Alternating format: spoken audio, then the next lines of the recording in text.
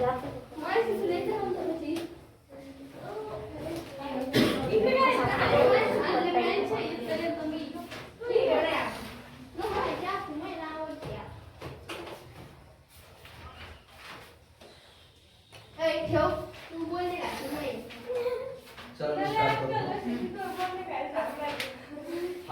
Last topic आहे आणि अतिशय महत्त्वाच्या टॉपिक पैकी एक आहे.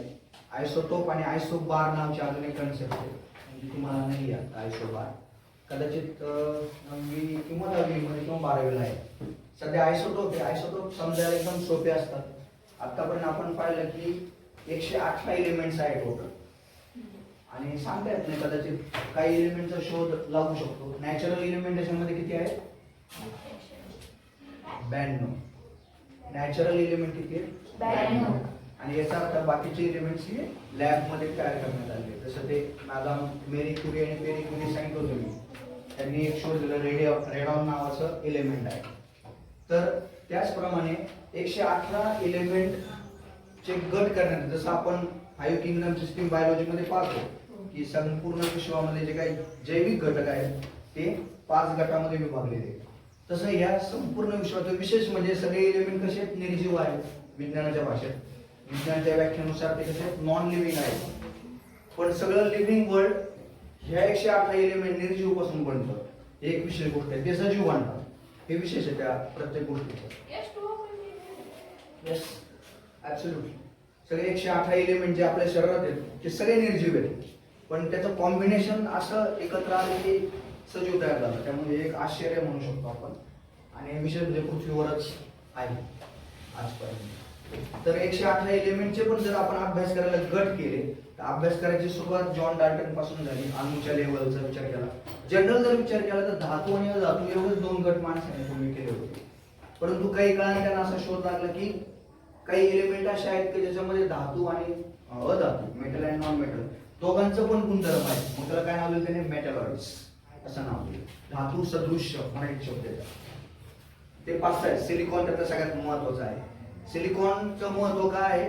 आज जेवढे मोबाईल्स आहेत, जेवढे कॉम्प्युटर्स आहेत ते सिलिकॉन शिवाय बनू शकत नाही. सिलिकॉन मध्ये मेटलॉइड आहे. मेटलॉइडचा अर्थ काय की त्याच्यामध्ये मेटलचे गुणधर्म आहेत आणि नॉन मेटलचे पण गुणधर्म आहेत, आणि त्यामुळे तो योग्य आहे. त्यामुळे अमेरिकेमध्ये कॅलिफोर्निया जे राज्य आहे जिथं जगातल्या सगळ्या कॉम्प्युटरच्या कंपन्या आहेत, त्यामुळे त्या एरियाचं नाव सिलिकॉन व्हॅली आहे. त्या सिलिकॉन एलिमेंट जर्मेनियम आहे, अँटिमनी आहे, हे इतर एलिमेंट आहे. मग एका बाजूला मेटल्स आहेत, नॉन मेटल्स आहेत आणि मेटॅलॉइड्स आहेत. हे मुख्य 3 गट आहेत. याच्यात अजून वर्गीकरण करायला गेले तर यांचं रासायनिक गुणधर्माचा अभ्यास करण्यात आला. तसं मेटलचे वेगळे आहेत, नॉन मेटलचे वेगळे आहेत, पण बेसिक अभ्यास हा ॲटमच्या लेवललाच करण्यात आला. त्याची सुरुवात जॉन डाल्टन पासून झाली. आपण पाहिलं त्याचं जे मॉडेल होतं ट्युरिंग मॉडेल, त्याच्यानंतर सर जे थॉमसननी त्यात अजून भर घातली, त्यानंतर रुदरफोर्ड याच्यामध्ये भर घातली, आणि शेवटी निल्स बोर यांनी मॉडर्न ॲटॉमिक मॉडेल स्ट्रक्चर तयार करून दिलं. ॲटॉमिक स्ट्रक्चर म्हटलं की आपल्या नजरेसमोर लगेच असं गोल चक्र यायला पाहिजे आपल्या सूर्यमालेसारखं, की मध्ये न्यूक्लियस आहे, साईडला सगळ्या ऑर्बिट्स आहेत आणि त्याच्यामध्ये इलेक्ट्रॉन फिरतात. एवढं बेसिक जरी डोक्यात आलं तरी ॲटम बद्दल आपण भरपूर काय सांगू शकतो. एक गोष्ट कळली की न्यूक्लियस मध्ये काय आहे तर प्रोटॉन आणि न्यूट्रॉन असतात आणि साईडला इलेक्ट्रॉन असतात. ॲटमचं टोटल मास जे असतं ते सगळ्यात महत्त्वाची गोष्ट आहे. 2च कॉन्सेप्ट महत्त्वाचे ॲटमचे. कुठल्या ॲटमचे? त्यामध्ये काय, त्याचं वस्तुमान किती आहे, तो किती जड आहे, आणि त्याच्यामध्ये असणारी त्याचा क्रमांक किती आहे तो. कारण 10वी मध्ये तो चॅप्टर आहे, परंतु आधुनिक आवर्ती सारणी ज्याला पिरियॉडिक टेबल म्हणतात, जो आपण पाहिला तो 10वीला धडा आहे त्याच्यावर. मग हा पिरियॉडिक टेबलचा पण इतिहास आहे, जसा अणूचा इतिहास आहे. मग सगळ्यात अगोदर वर्गीकरण करायचा प्रयत्न कोणी केला तर ढोबे लायनर नावाच्या सायंटिस्टने केला. त्याने काय केलं, प्रत्येक एलिमेंट 3-3च्या गटात त्याने क्लासिफाय केले, आणि नियम काय लावला त्याने? ॲटॉमिक मासचा नियम लावला त्याने. ॲटॉमिक त्याचा नियम काय सांगतो? याला ढोबे लायनर ट्रायड्स म्हणतात. त्रिकं, ढोबे लायनरचे त्रिकं 10वीचा धडा आहे. तर त्याचा म्हणतो की प्रत्येक 3 गटामध्ये गुणद्रव्य सेम गुणधर्म दाखवतात, पण त्यामध्ये त्रुटी आढळल्या. सक्सेसफुली सगळे एलिमेंटला लागू नाही झाला. तेवढे एलिमेंट इन्व्हेंट झाले नव्हते, शोधले नव्हते. त्याच्यानंतर दुसरा प्रयत्न कोणी केला? न्यूलँड नावाच्या सायंटिस्टने केला. न्यूलँड्स त्याने काय केलं? 8 मूलद्रव्यांचे गट केले, आणि ते पण त्यांचे गट करताना नियम काय लावला? ॲटॉमिक मासचा नियम लावला. ऍटॉमिक मासचा क्रम लावला तरी 1 2 सारखा, तरी सुद्धा तो अनसक्सेस झाला. पण त्याचा नियम असा होता की प्रत्येक 8वं मूलद्रव्य पहिल्या मूलद्रव्याला कॉपी करते. संगीतामध्ये सा रे ग म प ध नी झाला का परत सा येतो, त्यामुळे त्याला 8 7 सूर आहेत, पण त्याला 8वा सूर म्हणलं जातं. असे 8 एलिमेंटचे गट केले, त्याला सायन्स मध्ये नाव आहे न्यूलँड्स ऑक्टेट. पण तरी ते अपूर्ण राहिलं. नंतर सगळ्यात महान प्रयत्न, मोठा प्रयत्न केला मेंडेलिव्ह नावाच्या सायंटिस्टने, आणि त्यांनी पण काय केलं, त्या ऍटॉमिक मासचाच नियम वापरला, निकष म्हणतो ना आपण. जसं एखादा सजीव निर्जीव सजीवाचे गट करायचे, मग निकष काय, हालचाल करतो का मग त्याला प्राण्यात टाका, हालचाल करत नाही स्थिर आहे मग त्याला झाडामध्ये टाका. कळलं, हे जे निकष आहे या तिघांनी पण ऍटॉमिक मास हाच निकष वापरला. मग याने काय केलं, मेंडेलिव्हनी सगळ्यात पहिल्यांदा एक टेबल बनवलं, सर्वात जास्त एलिमेंट त्या टेबलमध्ये आहे, आणि त्याने बरेचसे खूप पॉझिटिव्ह गोष्टी सांगितल्या. सक्सेसफुल होतो आला, परंतु परत अडथळा त्याच्यात निर्माण आला. पण त्याचा पॉझिटिव्ह पॉईंट असा आहे, ज्या एलिमेंटचा शोध लागलेला नव्हता ते एलिमेंट सुद्धा असे असतील, त्यांना त्याने नाव पण दिले, एका बोरॉन, जर्मेनियम वगैरे. आणि काही तो मेल्यानंतर काही वर्षाने जेव्हा शोध लागले तेव्हा त्यांनी जे सांगितलं होतं त्याप्रमाणेच गुणधर्म निघाले त्या एलिमेंटचे. त्यामुळे मेंडेलिव्हची साधी गोष्ट नाही. त्याला मेंडेलिव्हचा पिरियोडिक टेबल असं नाव आहे. पण त्याचा पण प्रॉब्लेम काय झाला की सगळे एलिमेंट त्याच्या नियमात बसले नाही ऍटॉमिक मासमध्ये. आणि नंतर सायंटिस्टनी केमिस्ट्रीमध्ये अभ्यास करत शेवटी विचार केला, आपण ऍटॉमिक मासचा विचार करायचा नाही, ऍटॉमिक नंबरचा विचार करू. आणि हे 1 2 3 इंटिजर जे आहे तुमचे नॅचरल नंबर्स त्याप्रमाणे आहे. पण ऍटॉमिक मास तर समजतं हे बदलत जातो प्रत्येकाचा. ऍटॉमिक नंबरने जेव्हा त्याने तयार केले तेव्हा आज आपण जे तुम्ही बॉक्स पाहिला तो ऍटॉमिक नंबरने 1 2 3 4 च्या क्रमाने 118 पर्यंत तयार झालेला पिरियोडिक टेबल आहे. मग ऍटॉमिक नंबर काय आहे ते आपण पाहिलं. ऍटॉमिक नंबर म्हणजेच काय, तर ते एक प्रोटॉनची संख्या आहे. थोड्या वेळ इलेक्ट्रॉन बाजूला ठेवू आपण, तुमचा गोंधळ होतो तर तरी मी दवाब्लिक तयार केलेलं आहे.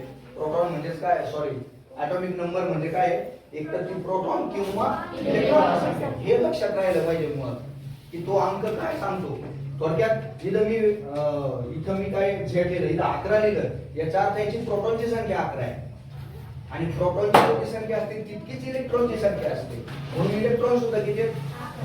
थोडक्यात हा जो ऍटॉमिक नंबर आहे झेड जो आहे तो न्यूट्रॉनची संख्या सांगत नाहीये. मग न्यूट्रॉनची संख्या, बरं न्यूट्रॉनची जागा कुठे, एक नियम आहे ऍटॉमचा काय की त्याचं सगळं वस्तुमान कुठं आहे, त्याच्या केंद्रात आहे. मग केंद्रामध्ये फक्त प्रोटॉन नाहीये, बरोबर की नाही, दुसरं कोणी न्यूट्रॉन दिलेलं आहे. म्हणजे दोघांचं जे मिळून बनतं ते आहे त्या ऍटमचं मास आहे. ते इलेक्ट्रॉनचा विचार केला नाही का, इलेक्ट्रॉनचा मास किती पट आहे ते आपण पाहिलं, हायड्रोजन ऍटमच्या 1800 पट कमी आहे ते. त्यामुळे त्याचा विचारच केला जात नाही, कारण ते हिशोबात घेऊ शकतो इतक्या लेवलला पण नेग्लिजिबल आहे त्याला. परंतु ऍटॉमिक मास मात्र हिशोबात घेऊ शकतो. आणि ऍटॉमिक मास म्हणजेच काय असतं, ते प्रोटॉन आणि न्यूट्रॉन आणि हा शब्द महत्वाचा आहे, दोघांचं मिळून बनतं ऍटॉमिक मास. आणि दोन्ही पण कुठे आहेत, केंद्र अणूच्या केंद्रामध्ये आहे, म्हणून त्याला न्यूक्लियॉन्स असं नाव आहे. ही कन्सेप्ट आपण पाहिली. याचा अर्थ दाखवायचं कसं आहे, तर कुठलाही सिम्बॉल, याला सिम्बॉल म्हटलेलं आहे. ही जागा महत्वाची आहे. जेव्हा तुम्हाला कुठं पुस्तकात असं काही दिसेल तेव्हा तुम्हाला लगेच क्लिक झालं पाहिजे की वर आहे ऍटॉमिक मास आणि खाली आहे ऍटॉमिक नंबर. शक्यतो ऍटॉमिक मास हे जास्तच असतं, एवढं लक्षात ठेवायचं. आकडा एवढं जरी कळलं तर लगेच कळेल की हे मास आहे आणि हे नंबर आहे. आणि इथं 11 आहे म्हणजे प्रोटॉन 11 आहे, इलेक्ट्रॉन 11 आहे. मध्ये जे नाव आहे ते एलिमेंटचं नाव आहे, कोणतं मूलद्रव्य आहे. आणि वरचा जो अंक आहे तो आहे त्याचा मास, भारांक. मराठीमध्ये त्याला अणुभारांक शब्द आहे, वस्तुमानांक असा पण शब्द आहे, कारण ते वस्तुमानच आहे. कळलं. मॉडर्न पिरियोडिक टेबल कशाने बनलेलं आहे, ऍटॉमिक नंबरच्या चढत्या क्रमाने बनलेलं आहे. त्यामुळे 1 नंबरला हायड्रोजन आला, शेवटी 118 ला एखादा रेडिओ एलिमेंट असेल, युरेनियम 92 ला आहे, तो सगळ्यात 92च्या लाईन मध्ये आला. याच्यावर अजून गट केलेले आहेत. मग त्या आडव्या ओळींना रोज म्हणतात, आवर्तन म्हणतात, आणि उभ्या रोजला गण असा शब्द आहे, पिरियड्स असा शब्द आहे. म्हणजे 18 आहेत आणि आडव्या लाईन 7 आहे. हे स्ट्रक्चर आहे. याच्यात सगळ्यात महत्त्वाचे घटक आहे, कारण ऍटॉमिक नंबरच परफेक्ट गुणधर्म दाखवतो. ऍटॉमिक नंबरवरून आपण सांगू शकतो या एलिमेंटचे गुणधर्म काय आहेत. म्हणून ऍटॉमिक नंबरला फार महत्त्व आहे. ॲटॉमिक नंबर म्हणजेच परत सांगतो मी काय येतो, एक तर प्रोटॉनची संख्या आहे किंवा इलेक्ट्रॉनची संख्या. म्हणून त्याला म्हणलंय की ॲटॉमिक नंबर हा फंडामेंटल प्रॉपर्टी आहे. कोणाची? काय? एलिमेंटची. तो ॲटॉमिक नंबर. मग व्हॅलेन्सी ही दुसरी यातली महत्वाची कन्सेप्ट आहे, ही पण आता खूप वेळा पाहिली आपण. व्हॅलेन्सी म्हटलं की आपल्याला आउटर मोस्ट ऑर्बिट लक्षात आली पाहिजे. त्या ऑर्बिट मध्ये किती इलेक्ट्रॉन आहेत हे शोधता आले पाहिजे. जर ते इलेक्ट्रॉन 1 2 3 पर्यंत असतील तर डोळे झाकून सांगायचं हा मेटल आहे, हा धातू आहे. कारण धातू काय करतात, इलेक्ट्रॉन देऊन टाकतात. आणि जर 5 6 7 इलेक्ट्रॉन असतील लास्ट कवचामध्ये शेल मध्ये, तर तो इलेक्ट्रॉन घेणारा आहे, कारण तो द्यायची गरज नाही, जास्त आहे ऑलरेडी, तर तो नॉन मेटल असणार आहे, तो अधातू असणार. याच्यावरून धातू तुझा गुणधर्म क्लिअर होतो की धातू इलेक्ट्रॉन देतात आणि अधातू इलेक्ट्रॉन घेतात. मग जो धातू देतो इलेक्ट्रॉन ती त्याची व्हॅलेन्सी आहे, आणि जो अधातू जितके इलेक्ट्रॉन घेतोय ती त्याची व्हॅलेन्सी आहे. म्हणून व्हॅलेन्सी काय आहे, तर लास्ट ऑर्बिट मध्ये इलेक्ट्रॉन असतात रिएक्शन मध्ये भाग घेणारे. दुसरा पॉइंट आहे, जितके इलेक्ट्रॉन दिले आणि घेतले ती जी संख्या आहे ती असेल त्याची व्हॅलेन्सी. जसं सोडियमचं उदाहरण लय वेळा पाहिलं, या आकड्यावरून सुद्धा 2 मिनिटात काही डोकं पकडतं. 11 आहे ना, शेवटी ती एक आंगल आहे. कारण आपल्याला कक्षा कोणत्या ते पण पाहिलं, आपण केएलएमएनचा क्रम पाहिला, इव्हेन स्क्वेअरचा फॉर्म्युला पण पाहिलाय. पहिल्या कक्षात 2 हे 2 पाठ झालं म्हणजे पाड्याचा 2 8 18 32 हा क्रम आहे केएलएमएनचा. ओके, मग इथं 11 आहेत, तुम्ही बळच जास्त टाकू शकत नाही. त्या 11 वरून कळतं आपल्याला पहिली 2 आहे पहिली कक्षा, दुसरी 8 आहे, याचा तिसरी कक्षा त्याला आहे, आणि तो तिसरी कक्षा आहे म्हणून ते तिसऱ्या आवर्तनात पिरियड टेबल मध्ये कसे टाकले कळलं का? हा, मग शेवटच्या क्षेत्राचा एकच आहे इलेक्ट्रॉन. मग आपण हे डोकं लावायचं, एक इलेक्ट्रॉन आहे तो धातू आहे, तो देऊन टाकणार आहे, म्हणजेच त्याची व्हॅलेन्सी सुद्धा एक आहे. हे जसं क्लोरीनची 17 आहे ॲटॉमिक नंबर, याच्यावर पण कळतं की पहिले 2 आहे 8 आहे म्हणजे 10 गेले उरले 7. तिसऱ्या कक्षात तर 8 असायला पाहिजे कमीत कमी, तिथे 7 आहेत. याचा अर्थ 7 जी ऑर्बिट आहे त्याची त्याला गरज आहे एकाची, म्हणून त्याची पण व्हॅलेन्सी काय आहे, एक आहे. म्हणजे किती गरज आहे इलेक्ट्रॉन संख्या ती व्हॅलेन्सी, किती देऊ शकतो ती इलेक्ट्रॉनची संख्या व्हॅलेन्सी. संयुजा समजलं का? आणि म्हणून त्या इलेक्ट्रॉनला नाव दिलंय संयुजा इलेक्ट्रॉन. त्या किती इलेक्ट्रॉन गेले, 2 गेले का, मग 2 त्याचे काय आहे, व्हॅलेन्स इलेक्ट्रॉन और संयुजा इलेक्ट्रॉन त्याला म्हणतात. ही कन्सेप्ट क्लिअर झाली. आता पुढची कन्सेप्ट आहे आयसोटोप, महत्वाची कन्सेप्ट. याचा वापर करूनच अणुऊर्जा निर्माण केली जाते, याचा वापर करूनच अणुबॉम्बची निर्मिती केली जाते. मग आयसोटोपचा अर्थ काय होतो, असा इलेमेंट आहे, सगळे इलेमेंट आयसोटोप नाही. आता आपल्या वेन डायग्राम सारखं तयार होईल पहा प्रश्न. जसं वेन डायग्राम कळलं ना सर्कलचं, 3 वाक्यासाठी 3 आकृत्या वेगळ्या, की जगात सगळे इलेमेंट आहेत, मोठं सर्कल झालं, त्यातले काही मेटल आहे काही नॉन मेटल आहे, काय होईल, आत 2 सर्कल तयार होतील. कळलं? कारण त्यांची फॅमिली बाहेर आली ना इलेमेंटची. इलेमेंटचे टाइप्स 2 आहेत. ओके, दोघांना जर आपण कंबाईन केलं तर तिथे मेटॅलॉइड टाकू शकतो आपण, 2 वर्तुळ जर एकत्र केले तर असे. कळलं ना, मधला पार्ट मेटॅलॉइडचा आला. क्लिअर झालं? तसं आयसोटोपचं आहे की सगळे इलेमेंट आहेत, त्यात काही इलेमेंट आयसोटोप आहेत. कळलं? सगळे नाही, मग सर्कल 2 तयार होतात. जसं सगळे इलेमेंट आहेत आणि यातले काही आयसोटोप्स आहेत, सगळे नाही. आता आयसोटोप काय आहे, कधी पण लक्षात ठेवायचा, हा ग्रीक लॅटिन पासून शब्द आलेला आहे आयसो. याचा अर्थ समानता होते, 2 जणांची तुलना केली जाते. आता इथं काय वाक्य डेफिनेशन मध्ये कळतं, some elements have same atomic number. काय सेम आहे आणि काय वेगळं आहे हे डोक्यात असलं पाहिजे. कळलं? सारखं काय त्यांच्यात ॲटॉमिक नंबर. ॲटॉमिक नंबर कोणत्या अंकाने कोणत्या अक्षराने दाखवलाय, Z. हे उलट खोपडीचा विचार करायचा मी सांगितलं तुम्हाला, ते लक्षात ठेवायचं. आणि ॲटॉमिक मास नंबर कोणत्या, तर इथं डिफरंट काय आहे, मास नंबर डिफरंट आहे पण ॲटॉमिक नंबर सेम आहे. याच्यावर आपण काय डोकं लावू शकतो, ॲटॉमिक नंबर सेम आहे याचा अर्थ यांच्यात प्रोटॉन इलेक्ट्रॉन संख्या सेम आहे, ठीक आहे जरी असलं तरी, पण मास नंबर वेगळा आहे याचा अर्थ यांच्यात कोणाची संख्या बदलली, न्यूट्रॉनची. बरोबर, न्यूट्रॉन संख्या बदलली. प्रोटॉन इलेक्ट्रॉन सेम आहे म्हणजे atomic number same. Mass number different आहे. मास कशावरून ठरवतो, प्रोटॉन प्लस न्यूट्रॉन म्हणून. प्रोटॉन जितके तितके इलेक्ट्रॉन आहेत हे तर क्लिअर झालं. उरलेला आकडा कोणाचा काढायचा आहे, न्यूट्रॉन. म्हणजेच एखादं इलेमेंट, उदाहरणार्थ कार्बन 3 आहे, हे 3च एक्झाम्पल 12वीला पण आहे. लक्षात ठेवायचे. कार्बनचं यांचे नाव पण वेगळे आहेत. हे सगळे हे कार्बनच आहे, हे हायड्रोजन आहे, क्लोरीन आहे. परंतु या तिघांना जर तुम्ही C13 लिहिलं तर त्याला कार्बनचा आयसोटोप म्हणायचं. जेव्हा तुम्हाला मुलं विचारले जातील तेव्हा तुम्ही सांगायचं हे कार्बन आहे. पण जर प्रश्न असा विचारला की कार्बनचे आयसोटोप लिहा, तेव्हा तुम्हाला 3 लिहिणे. ते 3 कोणते लिहिणे? C12, C13, C14. तुम्ही म्हणतो सेम आहे. याचे गुणधर्म बदलतात यांचे. का बदलतात? न्यूट्रॉनची संख्या बदलली. काहीतरी बदल झाला ना. एका घरात 3 जुळे पोरं जन्माला आले, तिघांचे स्वभाव वेगळे आहेत. घर एक आहे, ऍटॉमिक नंबर एक आहे. कळलं?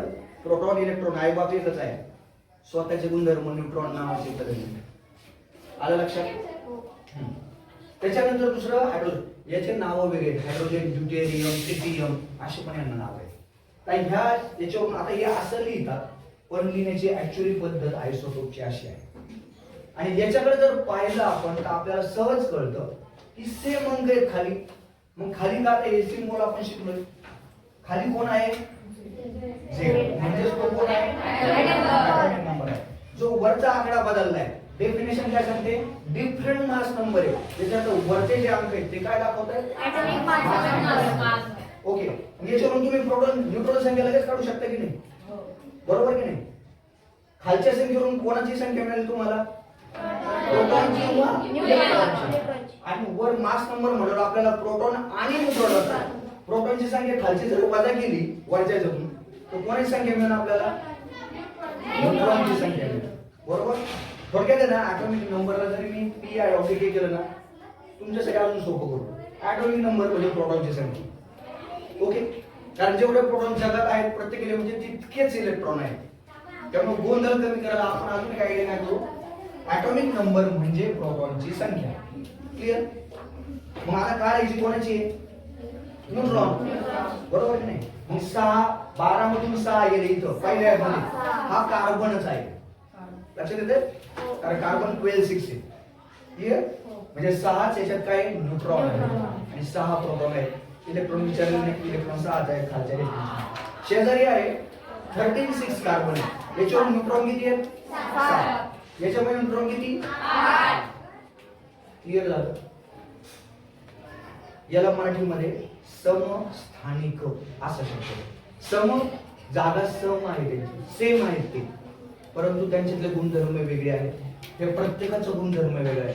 जगातल्या कितीही प्राचीन गोष्टीचं वय काढायचं असेल, वय, तर त्यासाठी कार्बनचं 14चं रूप वापरतात. C14 त्याचं नाव. आणि हे लिहितात असे. कळलं? ॲटॉमिक नंबर लिहिले जात नाही, बऱ्याच वेळा सांगतात C12 C13. जेव्हा C12 म्हटलं की आपला ओरिजिनल कार्बन जो मूळ कार्बन आहे, 13 म्हटलं की आयसोटोप. प्रश्न जर असा आला की कार्बनचे आयसोटोप सांगा, मग तुम्हाला काय लिहायचे? C12 C13 C14. Okay. Atomic number set सांगा म्हटलं की या प्रकारे लिहायचे. लक्षात आलं? याच्यावरून दुसरा प्रश्न काय होऊ शकतो? C14 मध्ये न्यूट्रॉन संख्या किती आहे? बरोबर? मग ती काढायची कशी की आपण आता पाहिजे. लक्षात आलं? या प्रत्येकाचे युजेस वेगळे वेगळे आहेत. हायड्रोजन सुद्धा आहे. हायड्रोजन वरून काय दिसते आपल्याला? खाली सगळ्यांचे एक लिहिलंय. तो एक काय त्याचा? म्हणजेच कशाची संख्या? प्रोटॉनची संख्या. आणि वर इथं हायड्रोजन 1 by 1 लिहिलाय, म्हणजे तो हायड्रोजन मूळ आहे.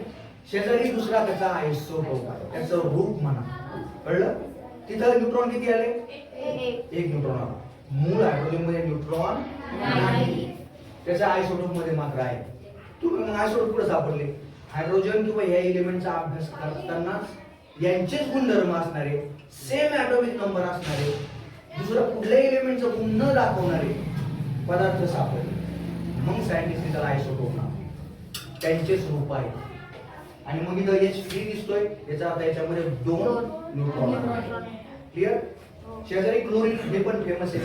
आपल्याला हे जे आहे ना, हायड्रोजन, कार्बन आणि क्लोरीन, या तिघांचे वापर माणसाचा कॅन्सर रोग करण्यासाठी वापर होतो. तर क्लोरीन खाली 17 दिसतंय, म्हणजे त्याचा काय येतो? ॲटॉमिक नंबर, अणुअंक आहे त्याचा तो. आणि काय माझं लक्ष ठेवायचं, अणुअंक छोटा असतो आणि ॲटॉमिक वस्तुमान मोठा असतो. इथं 35 आहे, हा नॉर्मल क्लोरीन आहे, जो नेहमीच आहे. याच्यावरून कळतं यात न्यूट्रॉन किती आहेत? 18 आणि याच्यामध्ये 19 20 आहे. 17 वाला क्रमांक खालचा अंक वरच्यातून वजा करा, उरलेली संख्या न्यूट्रॉन. कळलं? तर हे 3 एक्झाम्पल आहेत आणि 3 एक्झाम्पल कशाचे आहेत ते आयसोटोपचे. आता कळलं का आयसोटोपचा अर्थ काय? Same atomic number but different it is called isotopes. आता हे आयसोटोपचे युजेस आहेत. काय यूज आहेत ते पाहिजे आपल्याला. हा टेबल नंतर तुम्ही वाचा. आता मी आधी वाचतो ते बॉक्स ब्राऊन कलरच्या बॉक्स मध्ये. का बरं हे आयसोटोप लागतात आपल्याला? युरेनियम सुद्धा 2 आयसोटोप आहेत, लक्षात ठेवा. कळलं? Isotope of some elements are radioactive. आता हा शब्द महत्त्वाचा आहे.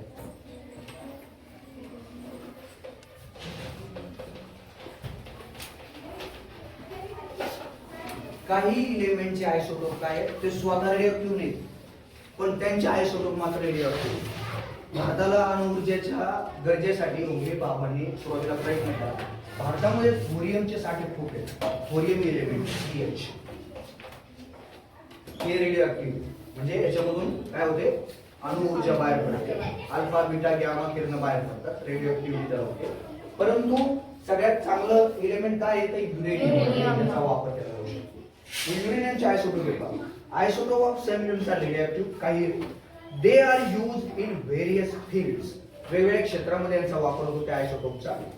कशामध्ये होतो वापर? इंडस्ट्रीमध्ये होतो, कारखान्यामध्ये, ऍग्रिकल्चर मध्ये होतो, शेतीमध्ये होतो, मेडिसिन मध्ये होतो. जसं मी सांगितलं तुम्हाला की कॅन्सर, तुम्ही हा शब्द ऐकलं पण थेरपी घेतली, केमिकल थेरपी, किंवा त्या सायकल असतात का, केस झाला त्याच्यामध्ये आणि शरीरावर त्या मारा केला जातो किरणांचा, तर ते कॅन्सरच्या पेशी जाळण्यासाठी.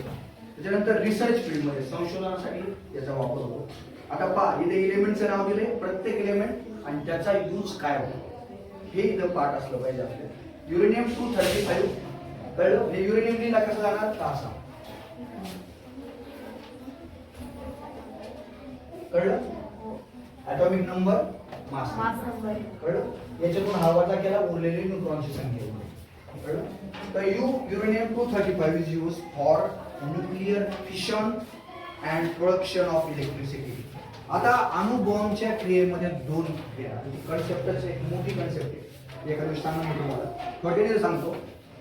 अणुऊर्जा 2 प्रकारे निर्माण झाली. एक आहे अणूचे तुकडे करून, आणि एक आहे अणूमध्ये दुसऱ्या अणूचं मिक्सचर होतं आणि ऊर्जा बाहेर पडते. याला 2 शब्द आहे सायन्स मध्ये.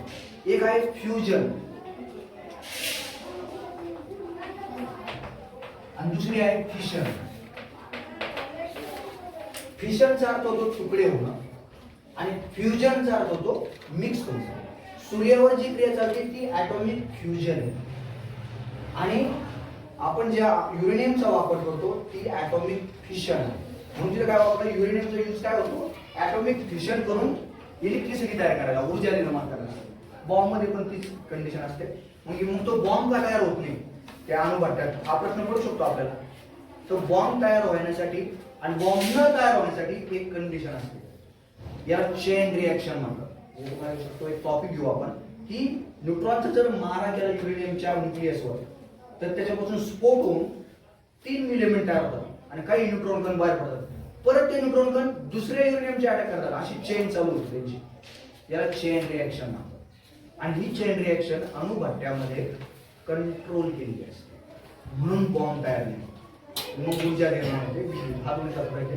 कॅडमियम नावाचे एलिमेंट वापरतात त्या ठिकाणी. आणि सूर्यावर क्रिया काय होते? फ्युजन. सूर्यावर हायड्रोजनचं रूपांतर, 2 हायड्रोजनचे ॲटम एकत्र येतात आणि हिलियमचा अणू तयार होतो. कळलं ना? 2 तयार झाले म्हणजे हायड्रोजन नष्ट होतो एकत्र येऊन आणि हिलियम तयार होतो. म्हणजे तो 2 अणू एकत्र येत आहेत.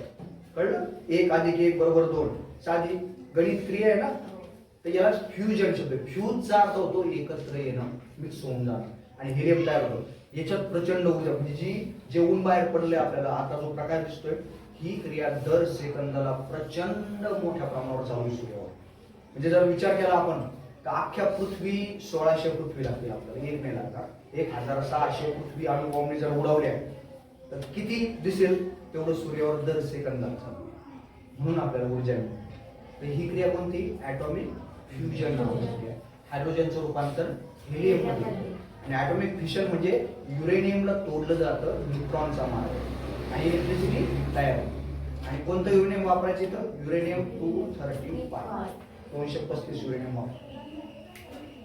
पुढचं काय दिलंय सम रेडिओएक्टिव्ह आयसोटोप लाईक कोबाल्ट 60. हा कोबाल्ट CO ने दाखवतात एलिमेंट आहे ते रेडिओ ऍक्शन करतं आणि ते 60 नावाचं आहे. त्याचा यूज काय आहे in the medical treatment of fatal diseases. फेटालचा अर्थ होतो घातक, कळलं, डेंजरस, ज्याने मृत्यू ओढवतो अशा रोगांना फेटाल डिसीजेस म्हणतात. Like cancer. कॅन्सर मध्ये जो शरीरावर मारा केला जातो तो कशाचा कोबाल्ट 60 चा मारा केला जातो. ते लक्षात ठेवा. हे जे अंक आहेत ना हे अंक काय आहेत त्याचे ॲटॉमिक मास आहे. ते लक्षात ठेवा. आयोडीन 131 जे आपल्या रोजच्या जेवणात आहे. कशातून मिळतं आयोडीन आपल्याला मिठामध्ये. कळत मिठामध्ये आयोडीन इलेमेंट मिक्स करतात. त्यातला 131 नावाचा जो आहे is use in the treatment of goitre. हा रोग आपल्याकडे शिकत होत नाही. मराठीत त्याला गलगंड म्हणतात. गळा असा फुगतो तो लटकल्यासारखा. पुढे येते हे कोणाला होतो रोग हिमालयीन ज्या आसामचे राज्य आहेत तिकडे होतो का तर त्यांच्या जेवणामध्ये आयोडीनची ज्या पहिलेच ना आयोडीनची कमतरता. ग्वायटर रोग व्हायचा नसेल तर आयोडीन शरीरात पुरेसा असावं लागतं. आयोडीन मिळतं साधं आयोडीन खावं म्हणून मिठलंही खायचं नसतं त्याने हार्ट अटॅक पण येतो. आपल्या भागामध्ये आयोडीनची कमतरता कुठेही नाही. तुम्ही कशातही मीठ नाही टाकलं तरी तुम्ही जो स्वयंपाक करता त्याच्यात गरजेपेक्षा जास्त मीठ टाकलेलं असतं. पोळी करायला गेले भाकरी करायला गेले तर तुम्ही मीठ टाकता. भाजी तयार करताना सुद्धा त्याच्यात मीठ टाकलेलं असतं. त्यामुळे वरून मीठ घेणं म्हणजे तुमच्या हृदयाला मारून टाकणं आहे. हे कायम लक्षात ठेवायचं. हार्ट अटॅक भयानक असतो. रात्री हॉस्पिटलमध्ये होतो मी. काय पेशंट तडफडतं ना त्रास झाल्यानंतर ओढ होतं भयानक. दवाखान्यात गेल्यावरच काय होतं किंमत कळते शरीराची, इतर वेळेस कळत नाही. त्यामुळे मीठ खाताना 10 वेळा विचार करायचा. पुढं रेडिओएक्टिव्ह आयसोटोप्स आर यूज. हे आयसोटोप अजून पुढे वापरतात फॉर डिटेक्शन ऑफ क्रॅक्स किंवा लिकेज. कळलं. मग आता आपले पाईपचे क्रॅक वगैरे नाही मोठ्या ज्या खाणी असतात त्या ठिकाणी जर काही प्रॉब्लेम झाला तर तो शोधायला यांच्या एलिमेंटचा वापर होतो. In the underground pipes. For example कोणाचा वापर होतो सोडियम 24. म्हणजे सोडियमचा पण आयसोटोप आहे 24 नावाचा. नॉर्मली सोडियम कसा आहे तर 22 आहे. कळलं.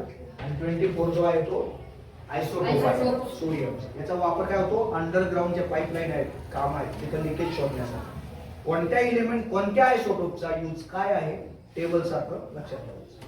पुढे आहे radioactive isotopes are use for food preservation from microbes.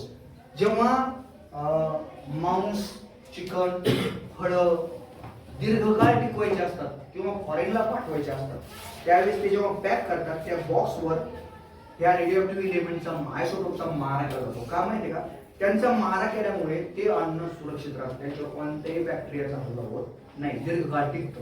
तो एक उपयोग प्रिझर्वेटिव्ह म्हणूया आपण त्याला. प्रिझर्वेशन संरक्षण. आणि लास्ट आहे हे सगळे रेडिओएक्टिव्ह येतात. आता रेडिओएक्टिव्ह म्हणजे काय हे तुम्हाला सांगतो. याला मराठी शब्द आहे किरणोत्सार. किरणांचं उत्सर्जन. असे इलेमेंट असे आयसोटोप जे नॉर्मली पुढे ठेवले यांच्यामधून काय होतं अल्फा बीटा आणि गॅमा हे किरण बाहेर पडतात आणि ते परिणाम घडून आणतात आसपासच्या प्रत्येक गोष्टीवर आणि याला म्हणतात किरणोत्सार. याला इंग्लिश मध्ये रेडिओ ऍक्टिव्ह असं. हे सगळे इलेमेंट आहे. लास्ट काय त्याच्यात C14 तुम्हाला मी सांगितलं होतं वय शोधायला. द रेडिओएक्टिव्ह आयसोटोप C14 हे सुद्धा रेडिओएक्टिव्ह आहे कार्बनचं. नॉर्मल एलिमेंट सगळे रेडिओएक्टिव्ह नाही आहेत. त्यांचे isotope is use for determining ठरवणे the age of archaeological objects. Archaeological मराठीमध्ये पुरातत्वशास्त्र. साधा अर्थ प्राचीन अतिप्राचीन काळापासून जे काय आहे त्यांचं वय. जसं वेगवेगळ्या संस्कृती होत्या हडप्पा संस्कृती इजिप्शियन संस्कृती या ठिकाणी या पिरॅमिड कोणत्या काळातला आहे त्याचं जे डेड बॉडी सापडली खुफू नावाच्या राजाची. मग तो किती वर्षाचा आहे मग त्यासाठी काय वापरणार C14. याचा वापर केल्यावर कळलं की ही 5000 वर्ष जुनी संस्कृती. कळलं. तर कोणत्याही प्राचीन गोष्टीचं वय काढायचं असेल तर C14 चा यूज होतो. Radioactive C14. कळलं काय इंटरेस्टिंग आहे. आता पुढं भाभा ॲटॉमिक रिसर्च जे मुंबईचं आहे ऍक्च्युली मुंबईपासून थोडं अंतरावर आहे. तारापूर नावाचं ठिकाण आहे ठाणे आणि मुंबईच्या पट्ट्यामध्ये आहे.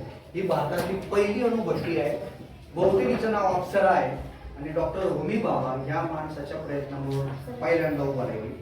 तर याला न्यूक्लिअर रिॲक्टर, मराठीमध्ये याला अणुभट्टी असं म्हटलं जातं. Nuclear reactor is a machine, असं एक मशीन येते that generate electricity on large scale. Large scale प्रचंड प्रमाणात इलेक्ट्रिसिटी तयार करते बाय युझिंग ॲटॉमिक एनर्जी. तर त्याचं नावच काय, न्यूक्लिअर रिॲक्टर आहे, बरोबर. म्हणून त्याच्यात काय वापरलंय, न्यूक्लियस, थोडक्यात काय वापरला, ॲटम वापरला. म्हणून ॲटॉमिक एनर्जीचा वापर ज्या ठिकाणी केला जातो इलेक्ट्रिसिटी निर्माण करण्यासाठी त्याला म्हणतात अणुभट्टी किंवा न्यूक्लिअर रिॲक्टर. कारण तिथं रिॲक्शन होते. चित्र पहा, हिनं काय होतं न्यूक्लिअर रिॲक्टर मध्ये दिलंय, हिनं nuclear reactor the nuclear energy in atom is release करणं, सोडली जाते, मुक्त केली जाते by bringing about nuclear reactions. Nuclear reaction करून ती एनर्जी रिलीज केली जाते on the nuclear fuel. Fuel म्हणजे इंधन. न्यूक्लिअर फ्युएल इथं काय आहे, युरेनियम, थोरियम, हे दोन element. Okay, let us understand a nuclear reaction with example. उदाहरणाने समजून घेऊ आपण न्यूक्लिअर रिॲक्शन काय असते. ऑफ अ न्यूक्लिअर फ्युएल, नेमली म्हणजे महत्त्वपूर्ण नाव कोणाचं घ्यायचे, तर युरेनियम 235 ऑन बंबार्डमेंट. बंबार्डमेंटचा अर्थ होतो मारा करणे, कळलं, कशाचा, with slow speed of neutrons. मी म्हणलं न्यूट्रॉन कणांचा मारा केला जातो. The nucleus of the isotope uranium 235 undergoes जातं न्यूक्लिअर फिशन, तुकडे होतात त्या न्यूक्लियसचे, टू फॉर्म न्यूक्लिआय, दोन न्यूक्लियस तयार होतात. कोणाचे, ऑफ टू डिफरंट एलिमेंट्स. एक होतो क्रिप्टॉन, त्याचं नाव 92, दुसरा होतो बेरियम 141, आणि अजून हे दोन एलिमेंट तयार होऊन काय होतंय, 2 to 3 न्यूट्रॉन उरलेले. ऑन डिक्रीजिंग द स्पीड कमी करून these neutrons bring about fission of more 235 न्यूक्लिआय. थोडक्यात कसं होतं ते,